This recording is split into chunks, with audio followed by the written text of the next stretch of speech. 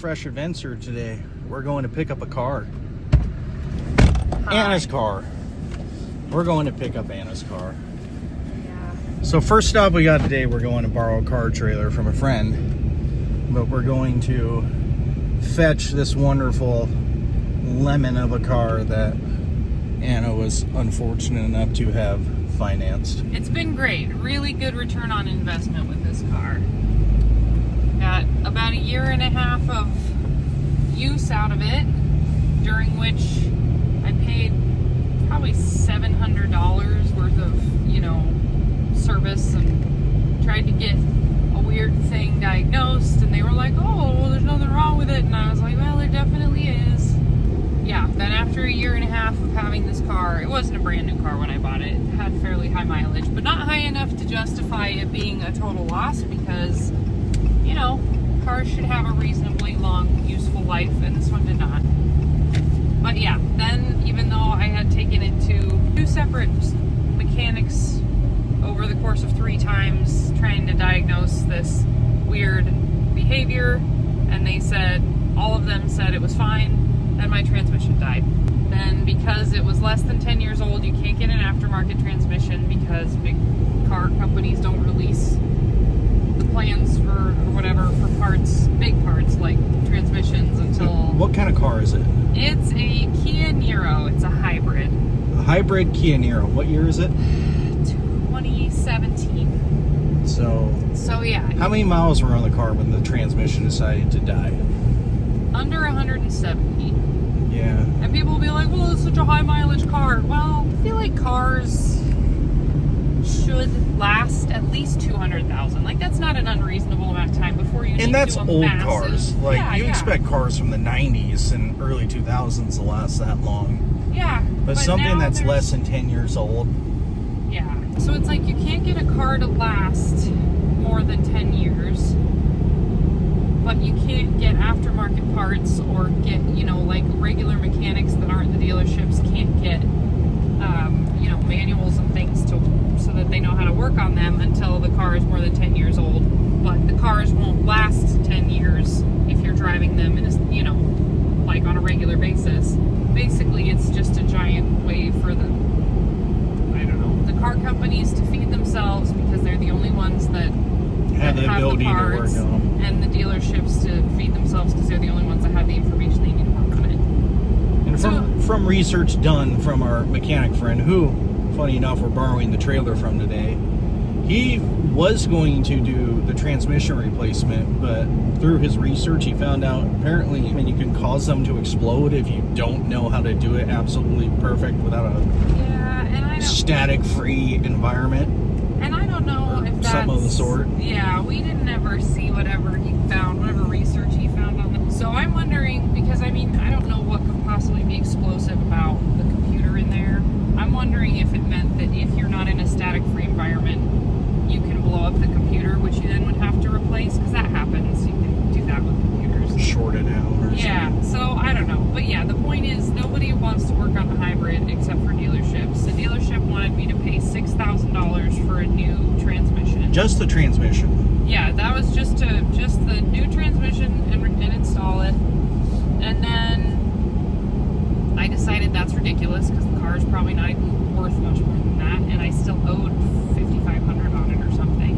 I got a wrecking yard transmission, which had a money back and installation cost back guarantee for 90 days, which seemed like, okay, well, they wouldn't offer that guarantee if they weren't confident in the part. So that was the plan, to have this mechanic friend install that, and then after he did, it took a few weeks to get it into him because he was busy, and then he did a few weeks of research and decided he wasn't comfortable messing around with it because he couldn't find any good instructions on how to actually do this repair, because it's just not available, because Kia wants to keep that shit for themselves, so you have to pay them to do it. And so he was like, no, I don't want to mess around with it if I'm not confident that I can do it right. So by the time I got the car back from that, I was brushing up on the end of that 90-day money-back period for, you know, there being any kind of guarantees on this transmission, on which I spent $1,100, even from a wrecking yard. So yeah, then I ended up with a transmission that I couldn't find anybody to install, that was now past its, you know, Expiration date. Yeah, past its guaranteed date. And so I tried to sell the car and the wrecking yard transmission. So anyway, it sat for a long time. I waited until I had the option of fully paying it off and having the money to get the wrecking yard transmission installed by a dealership. And now that I've finally done that, and they got in there to install the transmission, they also found out that the clutch assembly needed to be replaced. So that was another $1,400, about $3,500 all told to get the transmission installed and the clutch assembly fixed. And then I got a call from them a couple weeks ago saying, all right, we did all that and it's still broken. So the transmission that you had us put in there is bad. So I spent $5,500 paying it off, put $3,400 into installation, numerous hundreds of dollars into people trying to diagnose it and saying there was nothing wrong with it. This is just since I've been having problems with it.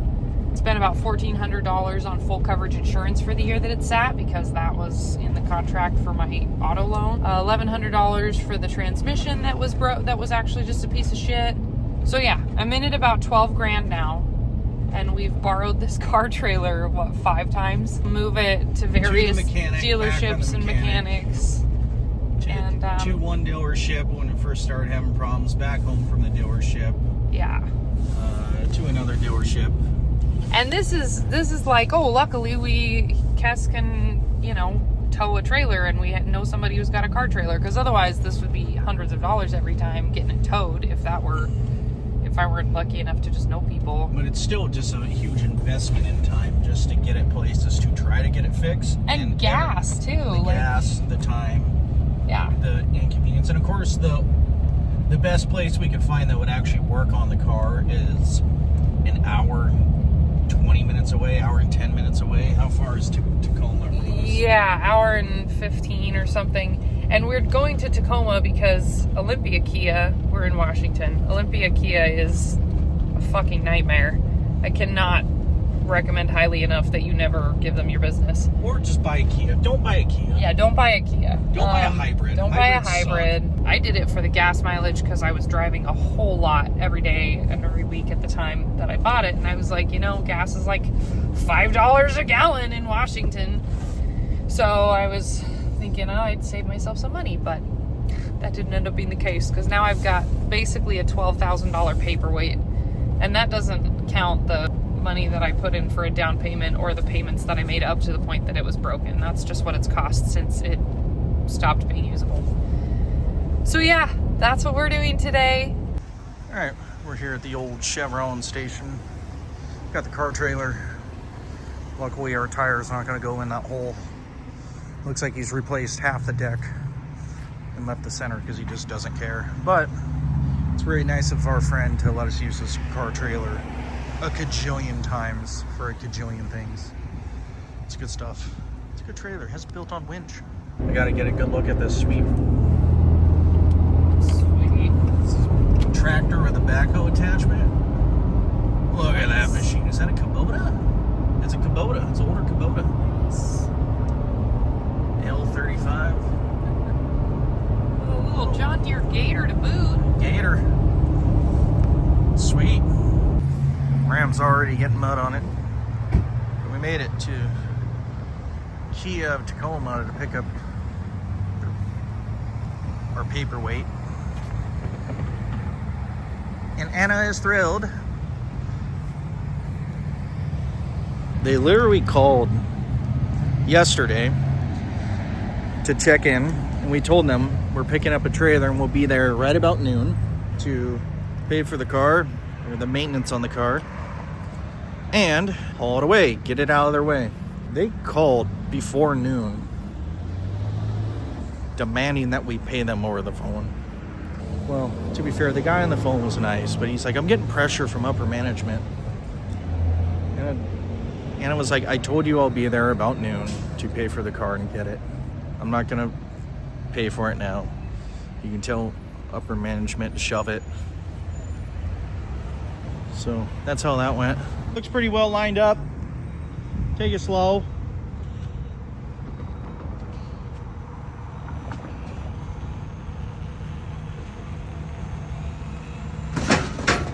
Yep. Just keep it straight. You're good.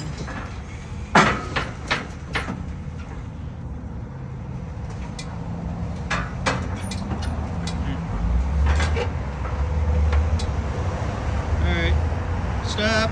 Go like 3 more inches. It's good. You're getting good at putting this thing on the trailer. Yeah, well, I've had so much practice. Yeah, it's definitely broken as fuck. I barely made it here from the lower parking lot. Seriously? Seriously. Wow. Literally, like, crapped out twice.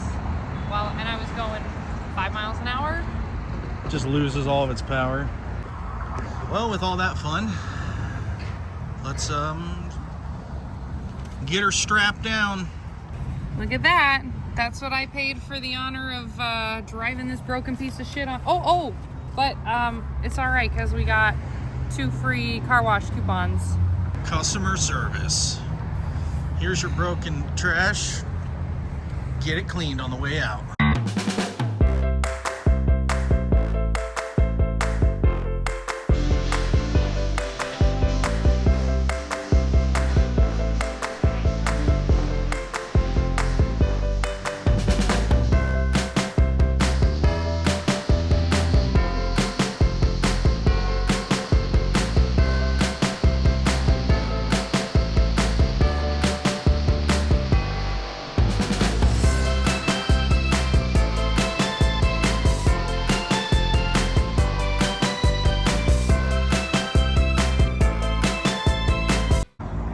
She's loaded, she's strapped in. Let's go to the pawn shop. All right, we made it back. Now we just gotta unload and figure out where we're gonna park this. Preferably somewhere not in the way of anything or somewhere where it's gonna rot.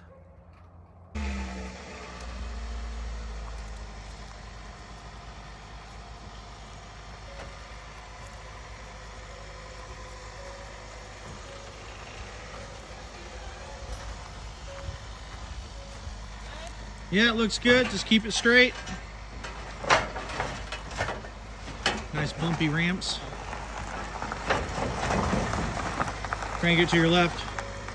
That way you don't hit the bricks. We'll scoot that truck back for you. So just for clarification of the people watching, the car runs, the transmission runs. So it's not capable of being roadworthy right now. Okay. Yeah, that's looking good. I'll pull it in tighter that way. Okay.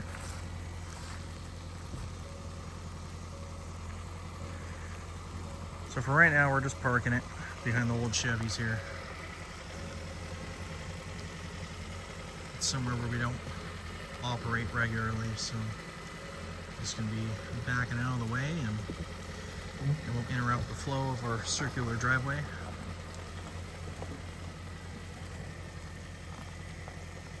That's good right there, Anna.